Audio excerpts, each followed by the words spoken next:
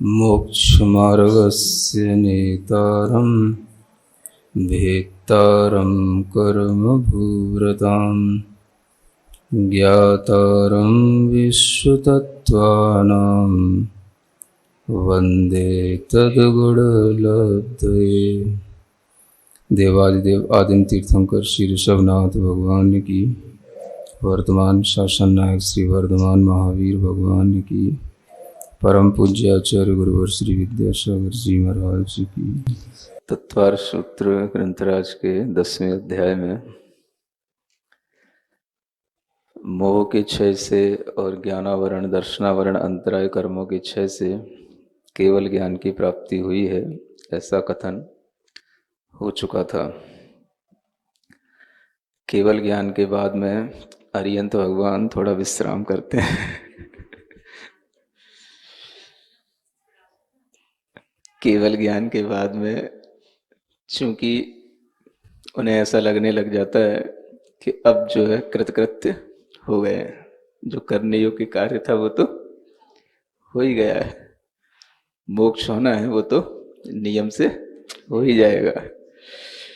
ऐसा सोच करके अरिहंत भगवान अपने ही आनंद में रहते हैं, विश्राम लेते हैं, क्योंकि भव की थकान उनकी मिट चुकी होती है और न जाने कितने भवों से कितना कितना पुरुषार्थ करते हुए आते हैं, जब उन्हें इस तरह का केवल ज्ञान का परम आनंद प्राप्त होता है। तो केवल ज्ञान होने के बाद में तुरंत मोक्ष होता भी है और नहीं भी होता, लेकिन तीर्थंकरों के लिए तो नियम ही है कि उन्हें केवल ज्ञान के तुरंत बाद कभी मोक्ष नहीं हो सकता, जब तक कि वह कुछ दिन रुकें नहीं, कुछ धर्म देशना न दें, स्थान स्थान पर विहार न करें, तब तक कभी तीर्थंकरों को मोक्ष नहीं होता। जिनको केवल ज्ञान होने के तुरंत बाद मोक्ष होता है, ऐसे जीव अंतर मुहूर्त में ही मोक्ष को प्राप्त होते हैं। उनको कहते हैं अंतकृत केवली। क्या बोलते हैं? हाँ, और जो तीर्थंकर केवली होते हैं वो कभी भी अंतर मुहूर्त में तुरंत मोक्ष को प्राप्त नहीं होते। तो केवल ज्ञान के बाद में उनके लिए कुछ समय जरूर ही संसार में रहना अवश्य होता है, समौ शरण में बैठना होता है, दिव्य देशना होती है, भव्य जीवों के लिए लाभ देना होता है, ये सब नियामक चीजें हैं। तो इसलिए केवल ज्ञान के बाद में मोक्ष में कुछ अंतराल पड़ता है। तो केवल ज्ञान तो हो चुका था, कुछ अंतराल के बाद में अब यहाँ पर मोक्ष का वर्णन किया जा रहा है। बंध हेत्वभाव निर्जराभ्याम कृत्स्न कर्म विप्रमोक्षो मोक्ष। जो मोक्ष है वह कृत्स्न कर्म विप्रमोक्ष। कृत्स्न का अर्थ होता है संपूर्ण, अशेष रूप से, जिसमें कुछ भी शेष न रह जाए, नाम भी शेष न रह जाए। नाम शेष बोलते हैं, जैसे आप लोग अपनी भाषा में बोलते हो तेरा नाम भी शेष नहीं रहने देंगे, है ना?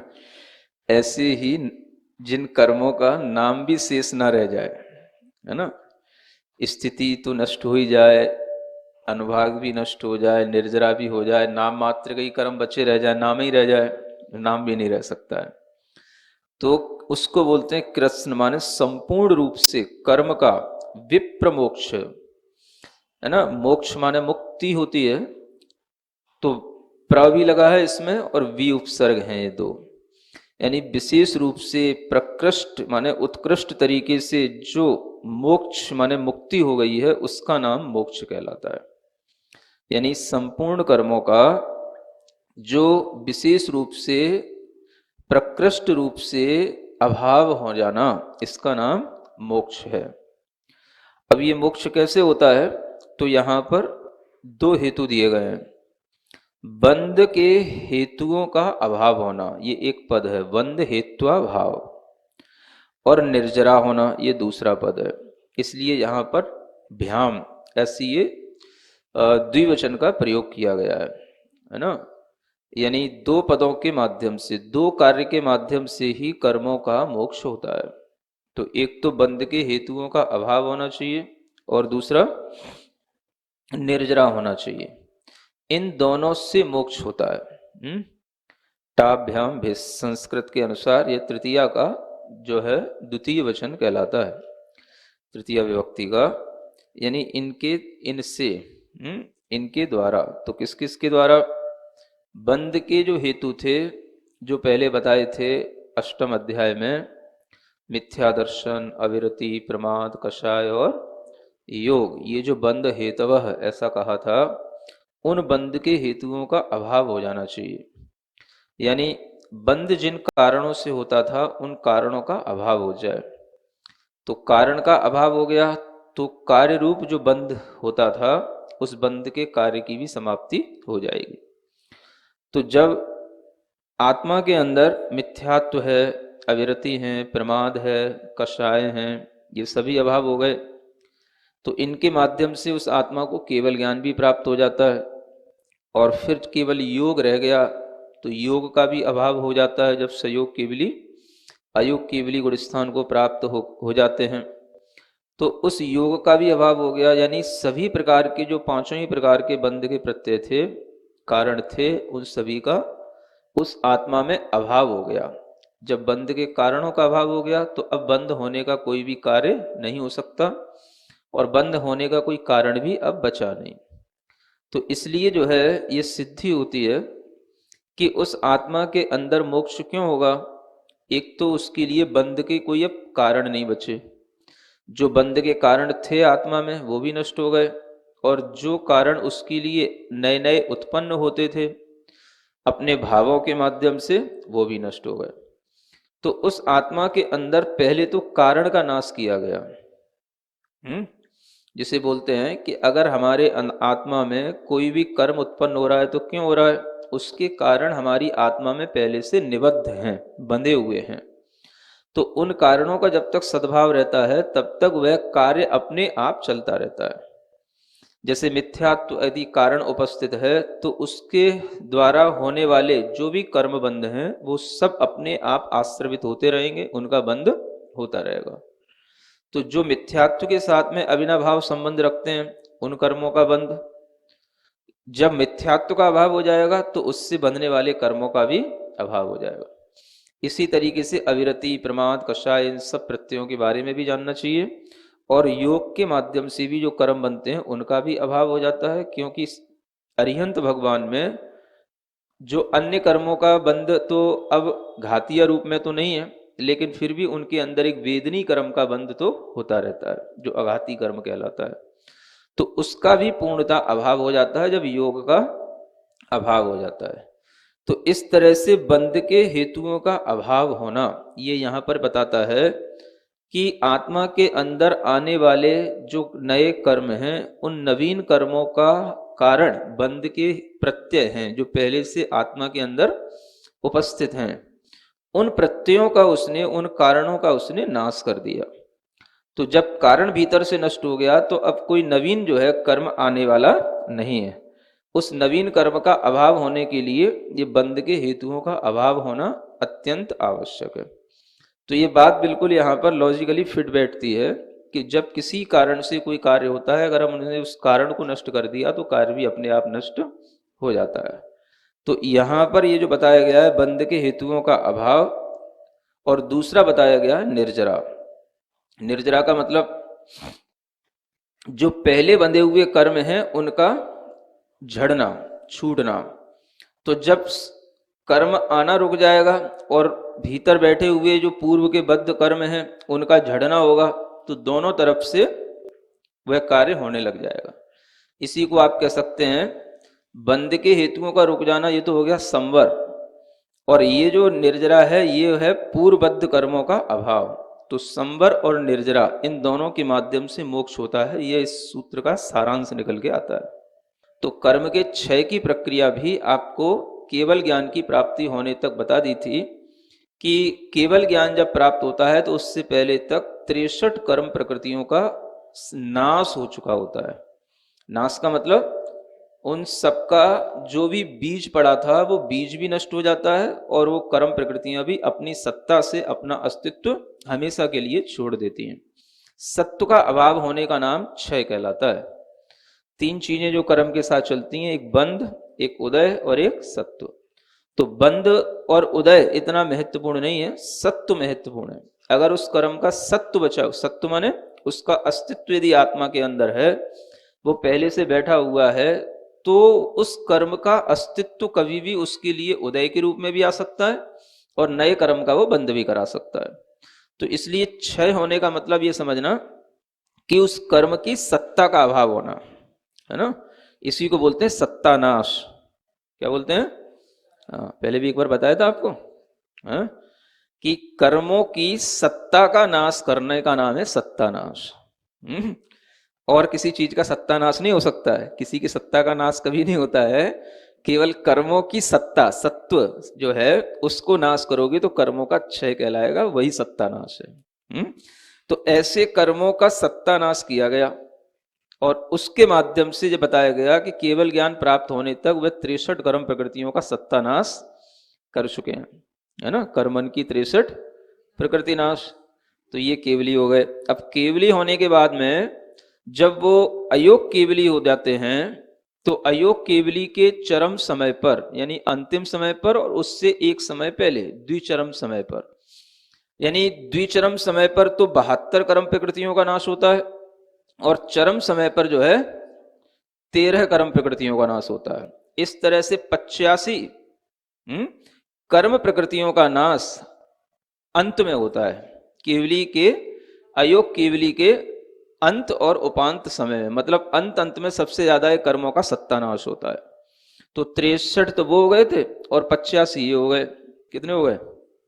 148 ये पूरे कर्म हो जाते हैं ऐसे, है ना। तो इन कर्म प्रकृतियों का जो नाश होने पर ही इस जीव के लिए मोक्ष की प्राप्ति होती है। अगर उन कर्म प्रकृतियों को भी आप समझना चाहें तो वो भी समझ सकते हैं कि वह जो कर्म प्रकृतियां हैं उनमें जो 72 कर्म प्रकृतियां होती हैं उनका भी जो है नाश होता है ना। तो उनमें बहुत सारी तो नाम कर्म की ही प्रकृतियां होती हैं, क्योंकि उसमें आयु कर्म की अगर लेंगे तो केवल एक देव आयु 72 कर्म में एक देव, है ना, ये पहले तो नष्ट हो ही चुकी थी। केवल वेदनी कर्म एक रह गया था, तो बाकी सब कर्मों में केवल एक वेदनी कर्म और गोत्र कर्म में यह नीच गोत्र कर्म, है ना, 72 कर्मों में ये आ जाता है। तो ऐसी दो प्रकृतियां ये, और बाकी की जो बचती हैं वो सब होती हैं नाम कर्म की। जैसे उसमें एक गति रहती है देव गति, है ना, और गति के बाद में आता है शरीर। 5 शरीर होते हैं, 3 अंगोपांग हैं, एक निर्माण है, 6 संस्थान हैं, 6 सैनन हैं, है ना। स्पर्श के ये 8 प्रकार के स्पर्श लेते हैं। रस में भी प्रशस्त और अप्रशस्त दोनों प्रकार के रस लेंगे तो 5 और 5 10 हो जाएंगे, ऐसा दोनों लेना है। गंध भी 2 प्रकार की, वर्ण भी 5 और 5 करके 10 लेना। एक आनुपूर्वी है जो देवगत्यानुपूर्वी के रूप में है। उसके बाद में एक अगुर लघु है ना, उपघात है, परघात है। ऐसे उस सूत्र के अनुसार जो गति जाति शरीर अंगोपांग वाला सूत्र था उसी में आप देखते जाएं तो परघात के बाद में फिर उच्छ्वास और उसके बाद में आता है विहायो गति, दोनों प्रशस्त और अप्रशस्त, और प्रत्येक शरीर। फिर उसके बाद में दुर्भग और सुस्वर दुस्वर, ये दोनों शुभ अशुभ दोनों, और अपर्याप्ति, स्थिर अस्थिर दोनों, अनादे अयश कीर्ति। इतनी ये सब प्रकृतियां आप मिला लोगे तो ये सब जो है 72 प्रकृतियां हो जाती हैं। और इसमें भी जो अंत में बचती हैं 13 प्रकृतियां जो होती हैं वो जो है जो वास्तव में अभी रह गई होती हैं उनमें भी एक गति आ जाती है। और वेदनी के 2 भेद होते हैं, तो 2 भेद में से एक भेद तो उपांत समय में नष्ट हो जाता है। एक भेद जो है कोई भी साता असाता है, तो अगर असाता उपांत समय में हुआ है तो साता अंत समय में हो जाता है, साता अगर उपांत समय में हुआ है तो असाता अंत समय में हो जाता है। तो एक वेदनी उसमें भी लेना है ना, और एक गोत्र भी लेना है, उच्च गोत्र, जो अंत समय में नष्ट होएगा। मतलब ये अंत समय की प्रकृतियां हैं और फिर उसमें एक गति भी लेना है, मनुष्य गति रह जाएगी, मनुष्य गत्यानुपूर्वी है, जो अभी रहती हैं उन मनुष्य गत्यानुपूर्वी। उसके बाद में त्रस नाम कर्म का, इसका भी अभाव इन 13 प्रकृतियों में आता है, सुभग, और उसके बाद में सूक्ष्म, और फिर पर्याप्ति, और फिर आदेय, यश कीर्ति और तीर्थंकर, है ना। ये सब कर्म प्रकृतियां अंत समय में नष्ट हो जाती हैं। तो इस तरह से आप समझ सकते हैं कि अंत समय में सबसे ज्यादा कर्म प्रकृतियों का नाश अयोग केवली के चरम समय में अयोग केवली के माध्यम से होता है। और इस तरह इन कर्म प्रकृतियों का नाश हो जाने के बाद में उस जीव को, है ना, इधर कर्मों का नाश हुआ और उधर उस जीव को मोक्ष हो गया, मोक्ष हो गया। उसमें टाइम का बीच में कोई भी गैप नहीं है किसी भी तरह से, क्योंकि उत्पाद और व्यय दोनों एक समय में ही हो जाते हैं। इधर व्यय हुआ कर्मों का तो उधर जो है सिद्ध पर्याय का उत्पाद हो गया। तो इस तरह से एक ही समय में इस जीव को मोक्ष की प्राप्ति बिना अंतराल के हो जाती है। और उस जीव के लिए जो सिद्धत्व की प्राप्ति हो गई तो वह एक समय के अंतर ही, एक समय में ही वह जो है सिद्ध शिला के ऊपर जो सबसे लोक का अग्रभाग है वहां पर जाकर के उसके आत्म प्रदेश जो है स्थित हमेशा के लिए हो जाते हैं। अब यहां तक ये मोक्ष हो गया। मोक्ष होने के बाद में अब यहां पर आचार्य कुछ और कहते हैं। मोक्ष तो हो गया माने कर्म प्रकृतियों का नाश हो गया।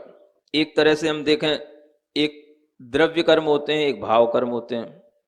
तो द्रव्य कर्म से उत्पन्न होने वाले जो भाव थे वो दोनों ही नष्ट हो गए, द्रव्य कर्म भी नष्ट हो गए, भाव कर्म भी नष्ट हो गए। अब कुछ तो उनके अंदर रहता है कि नहीं रहता है? तो ऐसा प्रश्न होने पर ही शायद ये उत्तर दिया जा रहा है कि अभी उनमें कुछ बचा है।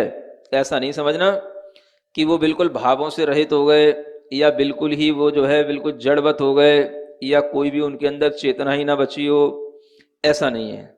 इसको बताने के लिए आगे का सूत्र आ रहा है, औपशमिकादि भव्यत्वानां च,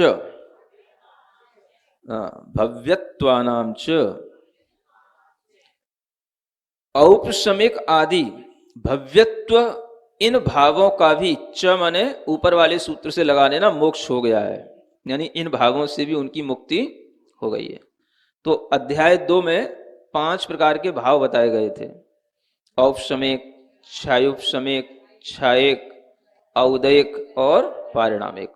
उन्हीं को ध्यान में रखते हुए हम इस सूत्र की व्याख्या को समझें कि औपशमिक आदि यानी औपशमिक भावों का भी नाश हो चुका है, क्षयोपशम भावों का भी नाश हो चुका है, छायक भावों का नाश नहीं होता है, क्योंकि छायक भाव उसी को कहते हैं जो हमेशा बना रहे। तो कर्मों के क्षय से जो छायक भाव पैदा हुए वो रहेंगे, उनका कथन आगे किया जाएगा।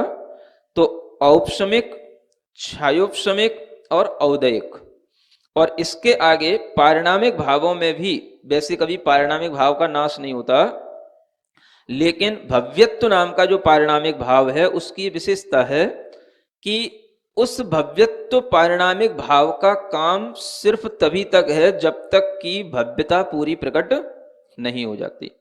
यानी सिद्ध जीव नहीं बन जाता, उससे पहले ही वह भव्यत्व नाम का पारिणामिक भाव काम करता है। सिद्ध दशा में भव्यत्व नाम का भी पारिणामिक भाव नहीं होता है, क्योंकि भव्यत्व का मतलब है कुछ होना, कुछ बनना। अब वो सब बन चुका है, अब उसके लिए कुछ भी बनना शेष नहीं है। तो इसी को बोलते हैं कृतकृत्य हो जाना।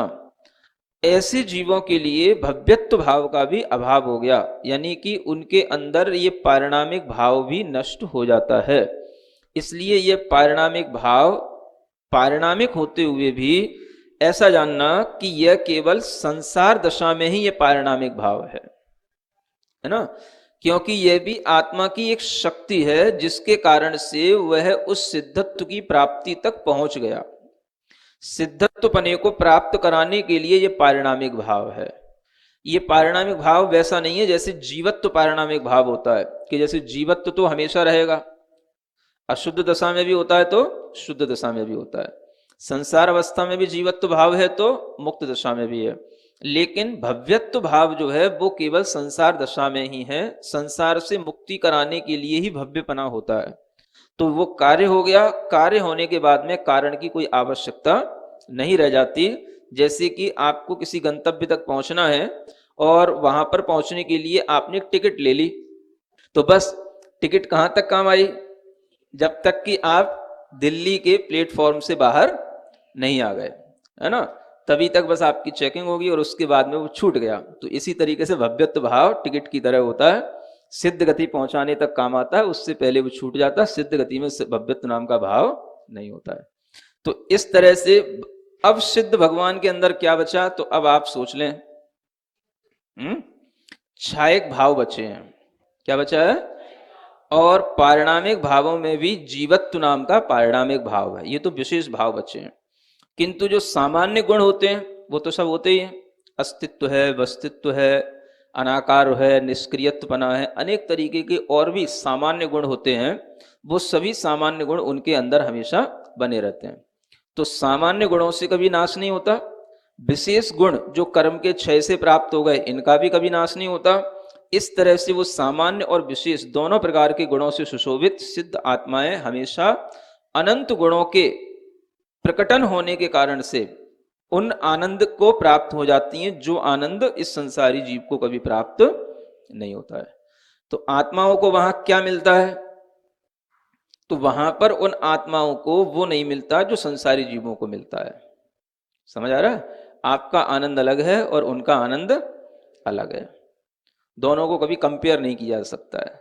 आप उनसे अपना कंपेयर करेंगे तो आप धोखे में रह जाएंगे। समझ आ रहा है? और उन्हें तो पता ही है कि तुमसे तो हमें कभी कंपेयर करना ही नहीं है क्योंकि उनकी जाति ही अलग हो गई। अब वो बदल गए बिल्कुल। ये समझ आ रहा है? अब उनके लिए अगर आप सोचेंगे तो वो आपकी अपनी सोच होगी कि वहां पर न कुछ खा रहे हैं, न पी रहे हैं, न कुछ ओढ़ रहे हैं, न कुछ पहन रहे हैं, न कुछ चल रहे हैं, न कुछ बोल रहे हैं, न कुछ खिल रहे हैं, न हंस रहे हैं, है ना, न उठ रहे हैं, न बैठ रहे हैं, न सो रहे हैं। क्या समझ आ रहा है? न किसी से कोई मेल जोल कर रहे हैं, कुछ भी तो नहीं कर रहे हैं। फिर कैसे वहां पर सुखी हैं? है ना? ना तो कोई वहां पर सामग्रियां हैं, ना किसी भी तरीके की कोई सामग्री का वो उपभोग कर रहे हैं, और फिर भी कह रहे हैं आप अनंत सुखी हैं। तो ये सब आपके ज्ञान में तभी आएगा जब आपको सिद्धों का स्वरूप कर्म के जो अभाव में होता है वो आपके ज्ञान में आएगा, तब समझ में आएगा। सभी प्रकार के स्पर्श आदि को उत्पन्न करने वाले जो कर्म थे वो सबका अभाव हो गया। जो अभी बताया गया 72 कर्म प्रकृतियों में सभी प्रकार के 8 प्रकार के स्पर्शों का अभाव हो गया। तो किसी भी तरह के कर्म का ही जब सद्भाव नहीं है तो उसके साथ में कोई भी पुद्गल उनके साथ जुड़ा हुआ नहीं है। तो पुद्गल के अभाव होने के कारण से जो आत्मा की अत्यंत शुद्ध अवस्था प्रकट हो जाती है वह शुद्ध अवस्था ही उनका शुद्ध सुख है। क्या बोलते हैं उसको? शुद्ध सुख। आपका कोई भी सुख शुद्ध नहीं होता है ना? वो तुरंत ही अशुद्ध हो जाता है। थोड़ा सा भी एक्सेस में आ जाए तो वो अशुद्ध हो जाता है, थोड़े से में ही बेचैनी होने लग जाती है। तो उनका कोई भी जो सुख है वो किसी भी तरीके से उन्हें फिर अब परेशान नहीं करता है। अनंत काल तक एक जैसी अवस्था में रहना और फिर भी जो है किसी भी तरह से उनके सुख में बाधा नहीं आना, ये सब उनके अंदर क्वालिटी आ चुकी है। तो ये सिद्ध अवस्था की जो पर्याप्ति है इसी का नाम है वो अपने केवल स्वाभाविक भावों से युक्त हो गए। कर्म आश्रित जो भाव होते थे उन सबको उन्होंने नष्ट कर दिया। तो यह उनकी जो अवस्था है, इसी में आगे आचार्य कहते हैं कि अब उनके अंदर ये तो आपने बता दिया कि ये नहीं होता, ये तो बता दो होता क्या है। थोड़ा सा बता देते हैं। अन्यत्र केवल सम्यक्त्व ज्ञान दर्शन सिद्धत्वेभ्य। हाँ, ताकि आप लोगों को शांति हो जाए, कुछ होता भी है कि नहीं होता है ना? अन्यत्र माने सिवाय, है ना? बस इतना, इन चीजों के सिवाय वहां कुछ नहीं होता। ये चीजें बस वहां बची रह जाती हैं। कौन सी? केवल सम्यक्त। क्या रह गया वहां? केवल सम्यक्त माने समीचीन पना, है ना? एक समीचीन परिणति या समीचीन पना या बिल्कुल जो राइटनेस होती है वो सब उनके पास में है हाँ, केवल ज्ञान, केवल सब शब्द के साथ जोड़ लो तो ज्ञान भी उनके पास में ओनली नॉलेज, है ना। समझने के लिए तो इसको आप अनंत अनंत के रूप में बाद में समझ सकते हैं, लेकिन अगर हम इसको चाहें तो केवल, केवल का मतलब होता है ओनली। केवल माने, हाँ, बस केवल उनके पास में एक राइटनेस रह गई है, केवल उनके पास में नॉलेज रह गई है। Knowledge means knowledge. अब उसमें कोई भी तरीके का हम क्लासिफिकेशन नहीं कर सकते हैं कि ये कौन सा ज्ञान है, क्या ज्ञान है, इससे कोई मतलब नहीं। जो आत्मा की अपनी प्योर क्वालिटी थी नॉलेज, वो सारी की सारी वहां पर अपियर हो गई है, इसीलिए उसको कहा जाता है केवल ज्ञान। तो केवल ज्ञान के दो मतलब हैं, ओनली नॉलेज या इनफाइनाइट नॉलेज। तो उसको आप समझने के लिए बाद में समझते रहें, लेकिन यहां पर एक अर्थ ये भी निकलता है, माने केवल बस ज्ञान मात्र रह गया है, जिसे हम कहते हैं ज्ञान स्वरूपी चेतना। बस ऐसे ही दर्शन, इसके साथ भी केवल शब्द लगा लो, केवल दर्शन। क्या रह गया है? सिर्फ देखना और कुछ नहीं है।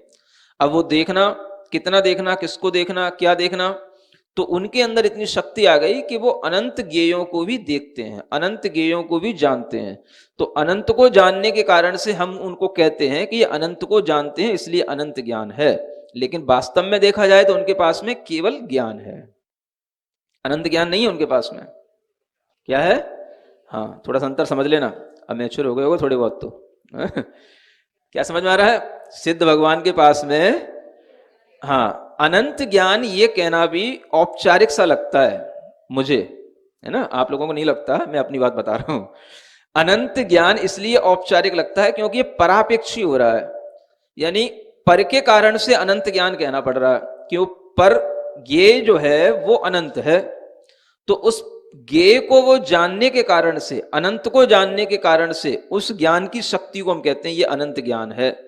तो अनंतपना भी परापेक्षी है। स्वाधीन क्या है? वो केवल ज्ञान है, ओनली नॉलेज। सुन रहे हो? हाँ, नई चीजें ध्यान में रखना। इसी तरीके से केवल दर्शन, है ना, बस ओनली सीइंग, वे केवल देख रहे हैं। और देखते हुए क्या देख रहे हैं? तो जब वो अनंत को देख लेते हैं तो हम कहते हैं ये इनका दर्शन अनंत है। तो अनंत भी ये परापेक्षी है, अनंत दर्शन। लेकिन स्वापेक्ष क्या है? वो केवल उनका दर्शन है, उन्हें केवल दर्शन है, दर्शन गुण उनका पूर्ण प्रकट हो गया, अनंत शक्ति के साथ प्रकट हो गया। इसलिए हमें कहना पड़ता है कि वो अनंत दर्शन है, अनंत ज्ञान है। लेकिन देखा जाए तो वो केवल वास्तव में दर्शन है, केवल दर्शन। समझ में आ रहा है? और क्या है? सिद्धत्व। बस केवल सिद्धपना रह गया वहां पर, और कुछ नहीं रह गया। है ना? सिद्धपने का मतलब क्या हो गया? कोई भी चीज है जब अपने आप में पूर्ण हो गई तो उसको सिद्ध कहते हैं, है ना, सिद्ध हो गई। सिद्ध का ही प्राकृत बनाते हैं, तो सिद्ध का प्राकृत में सिद्ध भी बनता है। लेकिन अगर हम इसको अपभ्रंश भाषा में थोड़ा सा देखते हैं तो बोलते हैं इसको सीझ गया, सीझना, सीझ, है ना, सीझ। जैसे आप लोग चावल पकाते हैं तो बोलते हैं ना सीझ गए चावल कि नहीं, देख लो दाल सीझ गई कि नहीं, है ना। तो पूर्ण हो गई कि नहीं, पक गई कि नहीं, पूरी सिद्ध हो गई कि नहीं। सिद्ध माने क्या हो गया? पूर्णता के अर्थ में आता है। तो इसी तरीके से अरिहंत भगवान भी बस सीझ गए। हाँ, बस सीझने ही वाले हैं, हो गया, वैसे तो हो ही गया काम, लेकिन फिर भी जो है अभी जैसे सीझे होने चाहिए वैसे सीझे नहीं है। तो जैसे सिद्ध भगवान होने चाहिए वैसे सिद्ध भगवान नहीं है, इसलिए अरिहंत में भी सिद्धत्वपना अभी नहीं आता। इसलिए आपको ध्यान हो तो औदैक भावों में दूसरे अध्याय में असिद्धत्व नाम का औदैक भाव बताया गया था। कौन सा? असिद्धत्व नाम का औदैक भाव होता है। तो वह औदैक भाव जब तक सिद्ध दशा प्राप्त ना हो तब तक रहता है, यानी अयोग केवली के भी अंत समय तक वह असिद्धत्व भाव है ना। अब वह असिद्ध बना कब दूर होगा? जब वो सिद्ध बन गए। तो अयोग केवली का अंतिम समय और उन सिद्ध बनने का शुरुआत, बस वहीं पर सिद्ध बने की प्राप्ति होगी। तो वह असिद्धत्व भाव वहां तक चलता है, ये समझ के रखना, ठीक है ना। तो ये भाव वहां पर हैं, बस ये वहां पर इनकी प्रेजेंस है, बाकी सब एब्सेंट हो गए, ठीक है ना। तो ये ध्यान में रखते हुए अब आप समझ सकते हो इसी से जुड़े हुए जो भाव हैं वो सब भाव भी इसी में आ जाएंगे। मानो अगर मान लो हम समझें कि जैसे 8 कर्म थे, है ना, तो आप कहेंगे महाराज 8 कर्म के अभाव से क्या हुआ? और जब 8 कर्म का सद्भाव था तो कुछ ना कुछ तो, है, संसार अवस्था चली रही थी, तो उनका अभाव होने पर सिद्ध में क्या प्रभाव पड़ा और उनके अभाव से उनको क्या क्या अलग अलग गुण की प्राप्ति हुई, तो ये भी आप इसी सूत्र से समझ सकते हैं। ज्ञानावरण कर्म के अभाव से उन्हें केवल ज्ञान प्राप्त हो गया, है ना। ज्ञानावरण कर्म के अभाव से क्या हो गया, हाँ, क्योंकि ज्ञानावरण कर्म जो है वो ज्ञान के ऊपर आवरण डालने के कारण से ज्ञान को बड़ा चित्र विचित्र कर रहा था, छिन्न भिन्न कर रहा था, कभी ऐसा कभी वैसा, जो वास्तव में ज्ञान स्वभाव प्रकट होना चाहिए वो नहीं हो रहा था।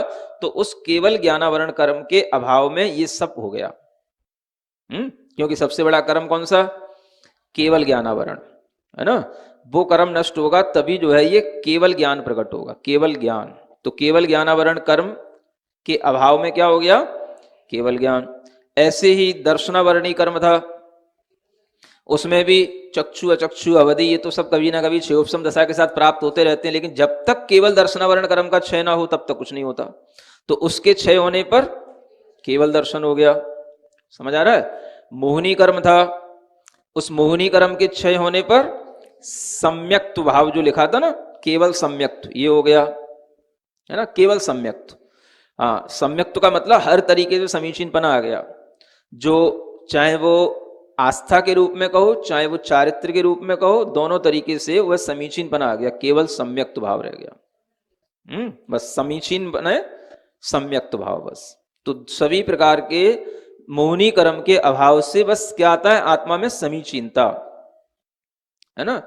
समीचीनता का मतलब सही सही पना, बस जो सही होना चाहिए वैसा, बस वो आ गया। वो कब से आ गया, मोहिनी के क्षय से हो गया।